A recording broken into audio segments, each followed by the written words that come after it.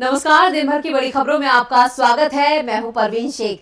आज इस बुलेटिन में बात होगी लंदन से मोदी सरकार पर राहुल गांधी के जोरदार वार की, विदेशों में पीएम मोदी की घटती लोकप्रियता की, बात करेंगे लालू से डरती मोदी सरकार की, अडानी ग्रुप को लगे एक और झटके की, साथ ही जानेंगे कैसे मनीष सिसोदिया के साथ साथ केजरीवाल की बढ़ रही हैं मुश्किलें, नागालैंड और मेघालय में बनी नई सरकार की, और बुलेटिन के आखिर में बात होगी महंगाई के मुद्दे पर घिरी मोदी सरकार की। लेकिन तमाम बड़ी खबरों से पहले एक नजर सुर्खियों पर। केजरीवाल कैबिनेट का रास्ता साफ, राष्ट्रपति ने स्वीकार किया मनीष सिसोदिया और सत्येंद्र जैन का इस्तीफा, आपके दोनों विधायक तिहाड़ जेल में हैं बंद। कर्नाटक कांग्रेस अध्यक्ष डीके शिवकुमार का दावा, बीजेपी के कई विधायक कांग्रेस में शामिल होने को तैयार, विधानसभा चुनाव में कांग्रेस को 224 में से कम मिलेंगी 140 सीटें। तोशखाना मामले में इमरान खान की बढ़ सकती हैं मुश्किलें, आज भी कोर्ट के सामने पेश नहीं हुए पूर्व पाक पीएम इमरान।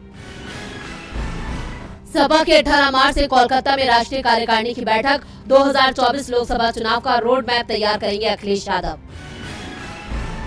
ये तो थी सुर्खियां, और अब बात आज की सबसे बड़ी खबर की।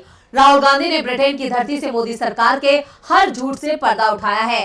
राहुल का ब्रिटेन दौरा देश और दुनिया में खूब सुर्खियां बटोर रहा है, तो वहीं राहुल गांधी भी लगातार खबरों में बने हुए हैं। राहुल गांधी ने एक बार फिर बीजेपी और मोदी सरकार को आड़े हाथों लिया है। राहुल ने कहा है कि बीजेपी को ये लगता है वो हमेशा सत्ता में रहेगी, लेकिन ऐसा नहीं है। इस बयान ने बीजेपी की चिंता बढ़ा दी है। और क्या कुछ कहा है राहुल ने, देखते हैं ये खास रिपोर्ट। राहुल गांधी ने ब्रिटिश सांसदों से बातचीत की।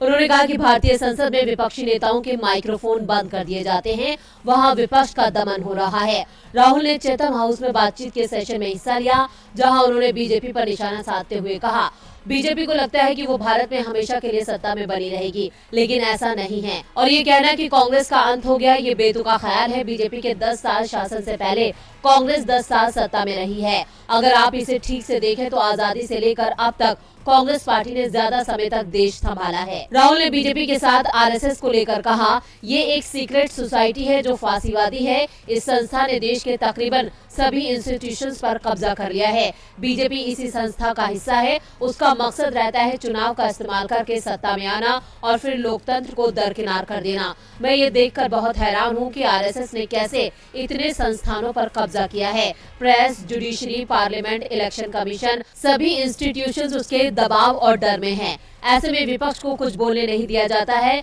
ऐसे में लोगों तक पहुंचने के लिए हमने भारत जोड़ो यात्रा निकाली। राहुल ने आगे कहा कि भारत में लोकतंत्र एक वैश्विक सार्वजनिक अच्छाई है। भारत काफी बड़ा है। अगर भारत में लोकतंत्र को कमजोर किया जाता है तो ये पूरी दुनिया में कमजोर हो जाता है। भारत का लोकतंत्र अमेरिका और यूरोप के आकार का 3 गुना है, और अगर ये लोकतंत्र टूट जाता है तो ये पूरे विश्व में लोकतंत्र के लिए एक बड़ा झटका होगा। राहुल के बयानों का बीजेपी लगातार विरोध कर रही है और इन बयानों को देश का अपमान बता रही है। अब राहुल के इस बयान के बाद देश की राजनीति में कोहराम मचना तय माना जा रहा है। राहुल गांधी के इस वार से मोदी सरकार में बेचैनी बढ़ गई है। वहीं विदेशों में पीएम मोदी की घटती लोकप्रियता से भी बीजेपी की चिंता बढ़ गई है। 2014 में नरेंद्र मोदी के सत्ता में आने के बाद दुनिया भर में उनकी लोकप्रियता बढ़ने का दावा किया गया था।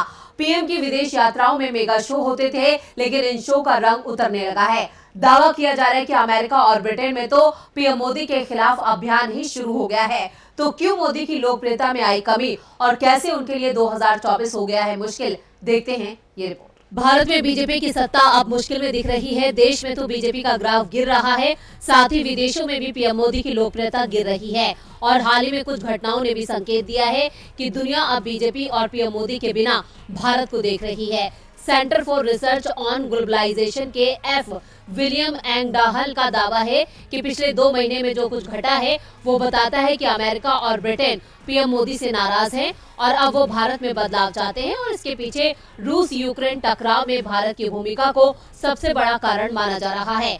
अमेरिका और यूरोप के तमाम दबाव के बावजूद भारत रूस से व्यापार बंद नहीं कर रहा है, जिसके चलते रूस पर लगे प्रतिबंध प्रभावी नहीं हो पा रहे हैं। यूएन में भी भारत रूस की आलोचना नहीं कर रहा है। एंगडाहल ने बताया कि भारत में सत्ता परिवर्तन को लेकर अभियान शुरू हो गया है।